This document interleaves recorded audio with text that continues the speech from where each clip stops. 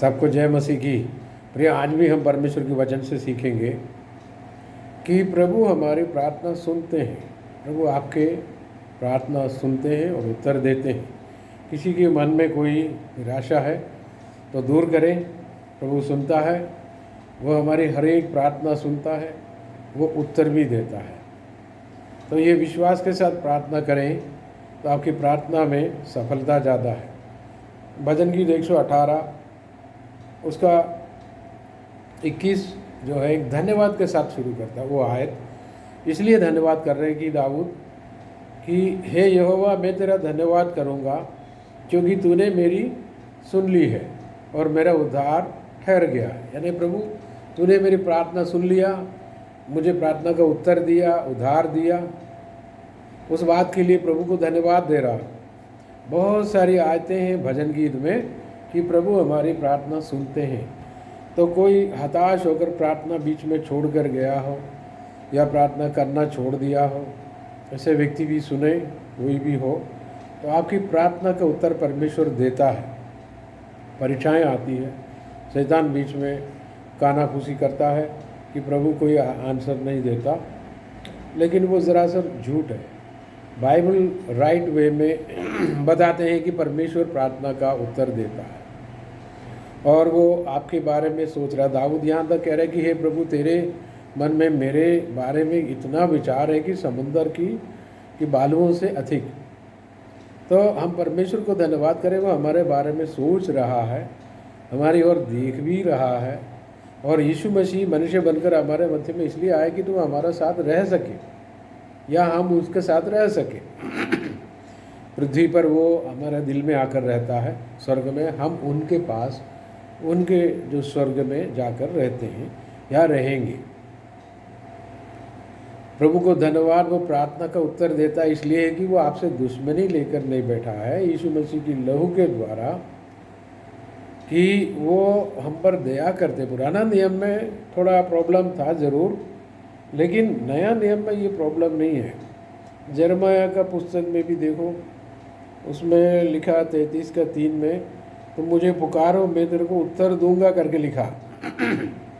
यिर्मयाह 33 में पहले देखेंगे कि उसके 3 में ये आयत सबको मालूम होगा, मुझसे प्रार्थना कर और मैं तेरी सुनकर तुझे बड़ी बड़ी और कठिन बातें बताऊंगा जिन्हें तू अभी नहीं समझता। यानी जो चीज़ें कठिन है, समझने में दिक्कत है, प्रार्थना करने से प्रभु हमको बता देता है आने वाली चीज़ क्या है, हमारा जीवन में क्या है, ये सारी बातें प्रभु हमको बताता है। और लेकिन 29 यिर्मयाह 29 में ये लिखा है आने वाले दिनों में, यानी पुराना नियम में बता रहे, कुछ समय के बाद, उसका डिटेल में बताऊंगा 29:12 में, तब उस समय तुम मुझको पुकारोगे और आकर मुझसे प्रार्थना करोगे और मैं तुम्हारी सुनूंगा। उस समय का मतलब ये पुराना नियम है। यिर्मयाह, जब यीशु मसीह की मृत्यु होगा, यीशु अपना जान बलि देंगे, उसके बाद यीशु हमारे पाप धोएंगे और नया नियम शुरू करेंगे। तब तुम मेरे पास आओगे, मुझे पुकारोगे, तो मैं प्रार्थना करोगे और मैं तुम्हारी सुनूंगा, आई विल लिसन। कि पाप एक्चुअली प्रार्थना को रोक देता है या प्रार्थना की आंसर आने में रुकावट बनता है, हृदय को कठोर करता है, प्रभु के आंसर सुन नहीं पाता। तो ये पाप का हरण जो यीशु के लहू से होता है। तो प्रियो, मैं आपको बताता हूँ, यीशु के लहू को याद करें, पिता को धन्यवाद करके प्रार्थना करें। इसमें क्या लिखा, तुम मुझे ढूंढोगे और पाओगे भी, क्योंकि तुम अपने संपूर्ण मन से मेरे पास आओगे। पूरे दिल से, तहे दिल से प्रभु के पीछे लगे रहो। आपकी हर एक प्रार्थना जो भी वचन के अनुसार राइट है, सबके आंसर दिया जाएगा। प्रभु आपको खाली हाथ, छूछे हाथ नहीं छोड़ेंगे, ऐसा आपको अकेले नहीं छोड़ेंगे। प्रभु बहुत शक्तिशाली और महान है प्रियो, वो आपकी प्रार्थना सुन रहा है। कई लोग प्रार्थना को छोड़ देता बीच में, अरे यार कुछ आंसर भी नहीं आता, क्या करना है, अब क्या करें, कोई मतलब नहीं है। इस तरह की बात एक्चुअली आपकी दिल से नहीं, आपकी दिल में शैतान कई बार किसी के भी दिल में डालते हैं। तो उस समय ये बताया करो, प्रभु मेरी प्रार्थना सुन रहा है और ये आंसर दे के अन्याय की शक्ति को फटकार दे और आपकी प्रार्थना का उत्तर 100% आएगा। कुछ बातें छोटी होगी, कुछ बातें बड़ी होगी। पूरे देश के लिए दुआ कर रहे, जो भी करो, हो सकता है किसी चीज़ में थोड़ा टाइम लगे, क्योंकि जब पूरे देश में बदलाव लाने या कोई एरिया में बदलाव लाने में हो सकता है कई बार टाइम लगता है। इसलिए बाइबल में भी लिखा है कि किसान के समान है, याकूब की पत्री में, कि वो बीज बोते अपना फसल के लिए धीरज के साथ इंतजार करते हैं।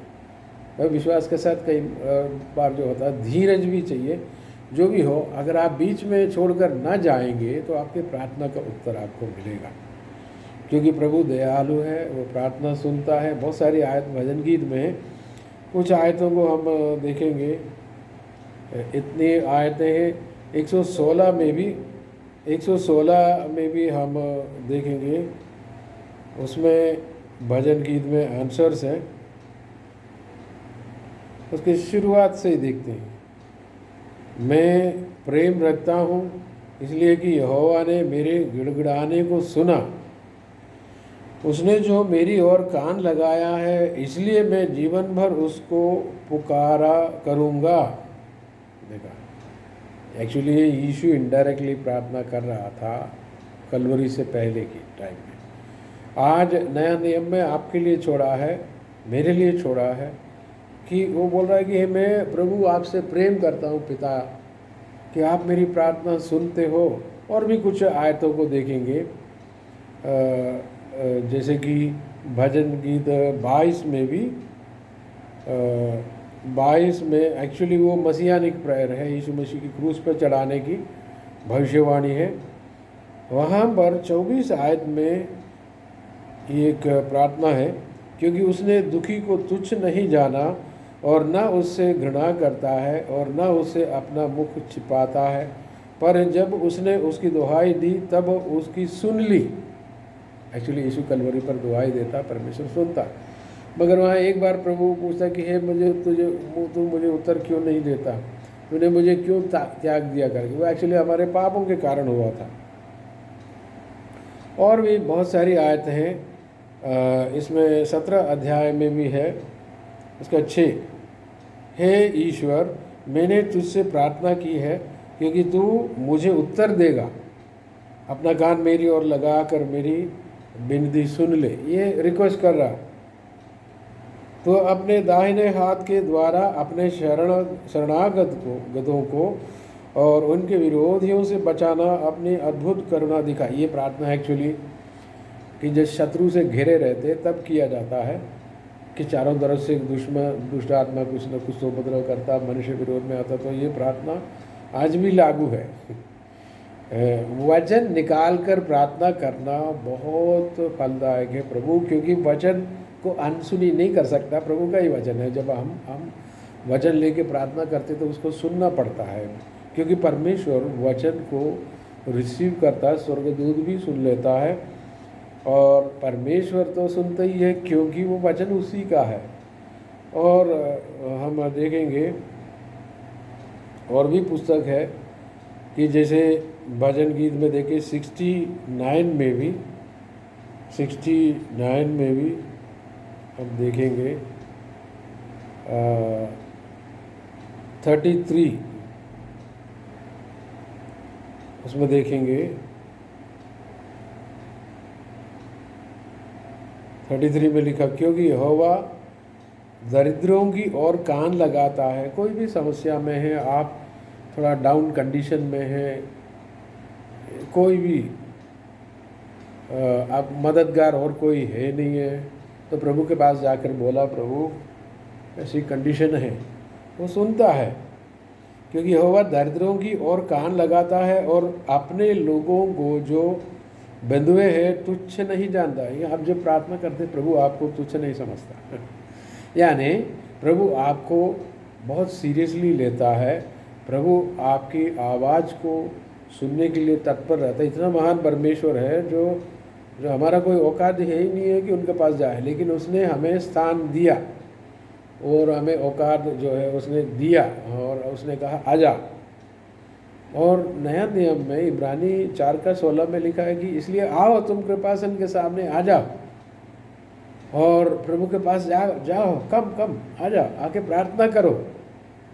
तो अब हम अपनी बातें प्रभु के सामने रख सकते हैं। जब आप प्रभु से प्रेम करते हो, यीशु मसीह को परमेश्वर समझते हो, तो आप पास में आकर कृपासन यानी कृपा के साथ बैठा है वो दयालु सिंहासन पर विराजमान है, तो उनसे जो मांगने पर प्रार्थना को उत्तर देता है। प्रार्थना रुकने के कई कारण है। दुष्ट आत्मा कहीं अड़चने डालता है, अविश्वास करके एक दुष्ट आत्मा जो है रोकता है। तो अविश्वास बीच में डिप्रेशन करके कई लोग प्रार्थना का जो पॉइंट छोड़ ही देता है। तो ऐसा कितनी प्रार्थना का उत्तर आना बाकी पेंडिंग है। तो आज हम विश्वास करेंगे मेरा प्रभु मेरी बातें सुन रहा है। नीति वचन में, यशायाह में, सब में है। नीति वचन का देखते हैं कि उसमें 15 अध्याय में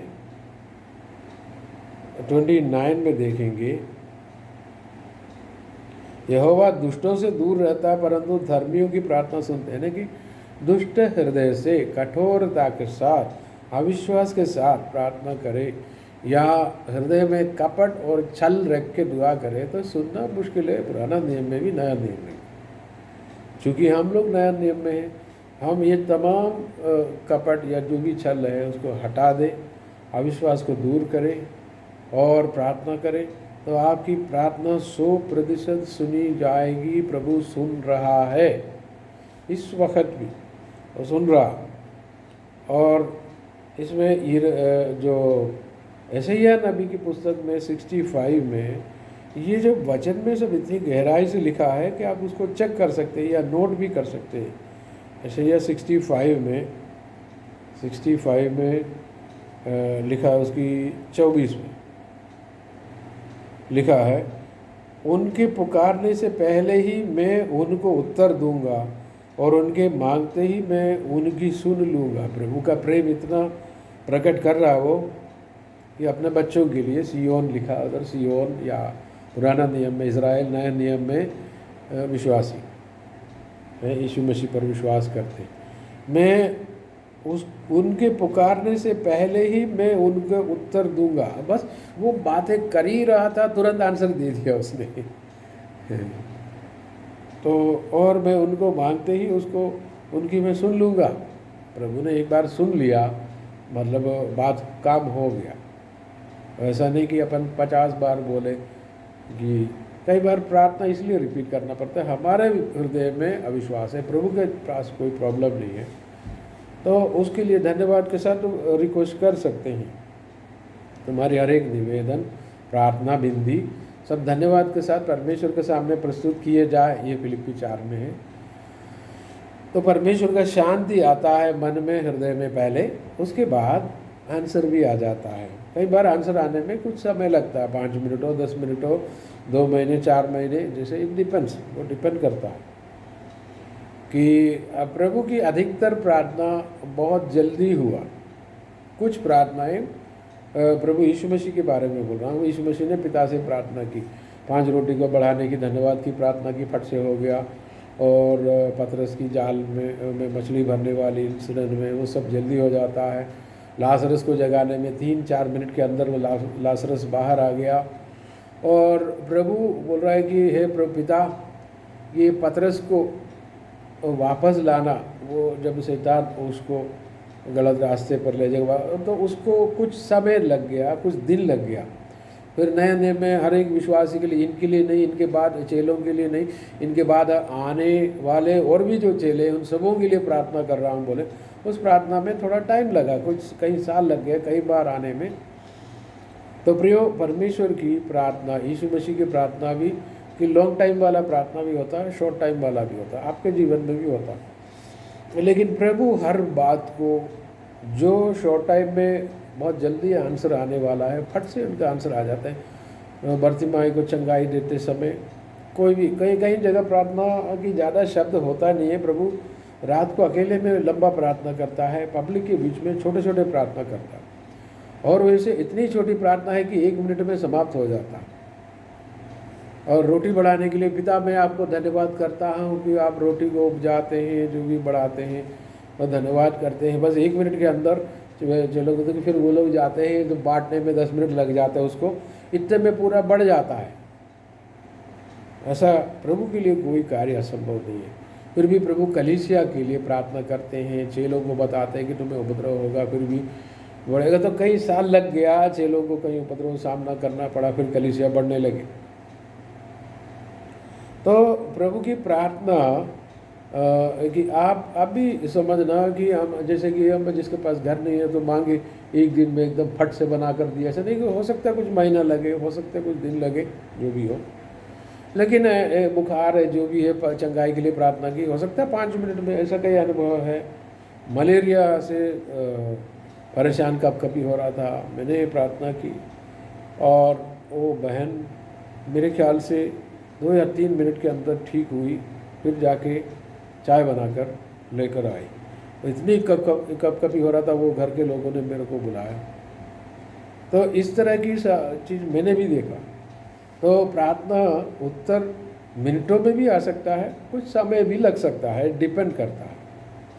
तो लेकिन बाइबल बताता है कि ये बात बताती है कि प्रभु सुन रहा है, ऐसा अनसुनी नहीं किया उसने, सुन रहा है।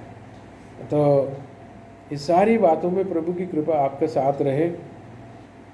यह नया नियम में यूहन्ना 15:7 में, मेरा वचन तुम में रहे, तुम मुझ में बने रहो, तो जो मांगो तुम्हें मिल जाएगा लिखा। तो प्रभु ऐसा क्यों बोलते? फिर प्रभु बोलते हैं कि मेरे नाम से जो भी मांगो तो मैं करके दूंगा, ऐसा। और यूहन्ना 9:31 में, 9 अध्याय में, यूहन्ना में आएंगे, 9 अध्याय में आएंगे, यीशु हमको इतने कॉन्फिडेंस दे रहा है। So we should not leave prayer. कई लोग प्रार्थना को छोड़कर आधे रास्ते में, कि मैंने कई दिनों से प्रभु से गाड़ी मांगा, प्रभु दे ही नहीं रहा, छोड़ दिया, ऐसा फिर एक कड़वाहट जैसे हो गई। इस तरह की चीज़ों पे न जाए। मांगा है, उसने सुन लिया है, प्रार्थना का उत्तर होगा। तो मेरे को ये नहीं मिला, हो सकता है कई बार अनुभव में कईयों का जीवन में कुछ कड़वाहट आ गया, उसने जो मांगा था वो मिला नहीं। प्रियो, हमारे अनुभव के आधार पर विश्वास नहीं होता है, विश्वास वचन के आधार पर है। हमारा अनुभव कई बार सकारात्मक भी हो सकता है, नकारात्मक भी हो सकता है। तो आप अनुभव को वचन से पहले नहीं रख सकता। वचन हमेशा परमानेंट है, वो सत्य है। वचन कभी झूठ नहीं हो सकता। परमेश्वर सुनेगा, उत्तर देगा। अगर वो वचन बोल दिया तो फिर ऐसे ही है। और कईयों के पास तर्क होगा कि मेरी प्रार्थना सुना नहीं। इसके पीछे कारण क्या क्या है कि हमारा हृदय में कहीं अविश्वास या कड़वाहट कहाँ रहा न रहा, या बीच में हमने प्रार्थना का उत्तर आते आते आधे रास्ते में छोड़कर भाग गया। इनमें से हर चीज़ आप प्रभु से पूछना, वही बता देगा, वही बता पाता है। पवित्र आत्मा सारी चीज़ें बता पाएंगे। ऐसा परमेश्वर ने आपको धोखा नहीं दिया, ना देंगे। प्रभु में ऐसा कोई स्वभाव नहीं है। प्रभु क्योंकि विश्वास योग्य है। तीमुथियों की पत्री में लिखा है कि तुम अविश्वासी रहे तो भी प्रभु विश्वास योग्य है, क्योंकि वो अपना स्वभाव तज नहीं सकता। प्रभु विश्वास योग्य है। तो हम प्रभु पर कॉन्फिडेंस रख सकते हैं कि वेरिएबल, इंग्लिश में जब गणित वगैरह पढ़ते हैं, वेरिएबल होता है, कांस्टेंट होता है। यानी वेरिएबल माने बदलने वाली परिस्थितियाँ, कांस्टेंट माने हमेशा स्थिर रहने वाला। इसमें परमेश्वर कांस्टेंट यानी कि स्थिर रहता है। वेरिएबल मनुष्य है, यानी कि मनुष्य कभी वेरी यानी बदलते बदलते रहता। परमेश्वर कभी नहीं बदलता है। यीशु मसीह कल और आज और युगानुयुग एक सा है, वो नहीं बदलता। God never changes. उसकी जो नेचर, बेसिक नेचर जो है वो नहीं बदलता। तो प्रियो, हम इसमें और देखेंगे यूहन्ना 15:7 में मैंने आपको बताया था कि मेरा वचन तुम में रहे, तुम मुझ में बने रहो, जो भी मांगो प्रार्थना का उत्तर मिलेगा। तो प्रभु पर विश्वास करके प्रार्थना कंटिन्यू करें। और यूहन्ना 16 में भी हम देखेंगे, उसके 24 में, अब तक तुमने मेरे नाम से कुछ नहीं मांगा। ये यीशु की मृत्यु से जस्ट पहले, एक दिन पहले चेलों को प्रभु भाषण कर रहे थे कि वो मैसेज दे रहा था। यानी क्रूस की मृत्यु के बाद यीशु का नाम लेके दुआ करना आवश्यक। कई लोगों की प्रार्थना का उत्तर इसलिए भी नहीं मिलता कि वो लोग यीशु का नाम को लेता नहीं है। पिता आप देना, ठीक है प्रभु की, आपने ऐसा यूँ ही एक बार बोल दिया तो बोल दिया, लेकिन बात यह है कि प्रेयर का राइट वे ये है कि in the name of Jesus, यीशु के नाम से हर प्रार्थना में जोड़ना। बाय मिस्टेक आपको याद नहीं रहा, नहीं बोला तो कोई बात नहीं, मगर जब प्रभु याद दिलाता है, हर प्रार्थना पिता से ये कहकर बोलो, हे पिता तू मुझे अनुग्रह दे या जो भी दे, चंगाई दे यीशु के नाम से, तो वो मिल जाता है 100%, क्योंकि प्रभु सुन तो रहा है। अब पिछले बार मिला नहीं, ये नहीं मिला करके अगर अपन प्रार्थना छोड़ेंगे या कम करेंगे तो वो प्रभु भाता नहीं है प्रभु को। बेटर ये है कि लगातार बने रहो, लगातार मांगो, मांगो तो दिया जाएगा, ढूंढो तो पाओगे, लेकिन मांगने से ज़्यादा धन्यवाद करना, वो एक पॉइंट है। मगर मांगना प्रभु को कोई बेकार नहीं लगता, मनुष्यों को बेकार लगता है कि ये बार बार मांग रहा, अच्छा नहीं लगता मनुष्य को, ये कितनी बार मांग रहा मेरे से, क्योंकि मनुष्य जो है मनुष्य है, परमेश्वर जो है मनुष्य नहीं है। तो वो कहते हैं कि मेरे बच्चे मेरे से मांग रहा, वो देने में इतनी आनंद है प्रभु के दिल में, वो देता है। लेकिन उसमें हमें एक चीज़ देखना कि हम अपने शरीर की अभिलाषा में के लिए बहुत ज़्यादा ना मांगे, क्योंकि अभिलाषा का मतलब बुराई के लिए, बुराई। हमारे जीवन में कई अभिलाषा होता है, भलाई का होता है। एक तो शरीर की कुछ बुरी बुरी अभिलाषाएं जो बेकार वाली आता है, और याकूब उसको बताते हैं, या तो तुम ठीक से मांगते नहीं हो इसलिए नहीं मिलता, या तो शरीर की बुरी अभिलाषाओं को पूरा करने के लिए बहुत ज़्यादा मांगते रहते कि ये दे दो, मैं थोड़ा पीने पाने लगूँ, ये दे दो, वो कुछ और दे दो पैसा, मैं कुछ इसका ये करूँ, उसका वो करूँ, और मेरा अपना मन की इच्छा, वो जो अलग प्लान है वो पूरा करूँ, प्रभु की इच्छा के विरुद्ध में मन में कुछ इच्छा बना के, जैसे भी हो, कोई भी गलत इंटेंशन के साथ प्रभु उसको ख़त्म कर दे, मार दे, क्योंकि उसने मेरे को गाली दी थी। इस तरह की जो प्रार्थनाएं सुनी नहीं जाती। जो भी राइट इंटेंशन हो, बाइबल के मुताबिक हो, प्रभु की मर्जी के अनुसार हो, प्रेम के तहत हो, हर प्रार्थना का उत्तर दी जाती है। तो अब प्रार्थना करो, बीच में छोड़ के ना जाए, प्रभु आपको मदद करे, प्रभु के अनुग्रह आपका साथ रहे, और ये वचन के द्वारा प्रभु बहुत से आशीष दे। आपकी प्रार्थना प्रभु सुन रहा है। आमीन।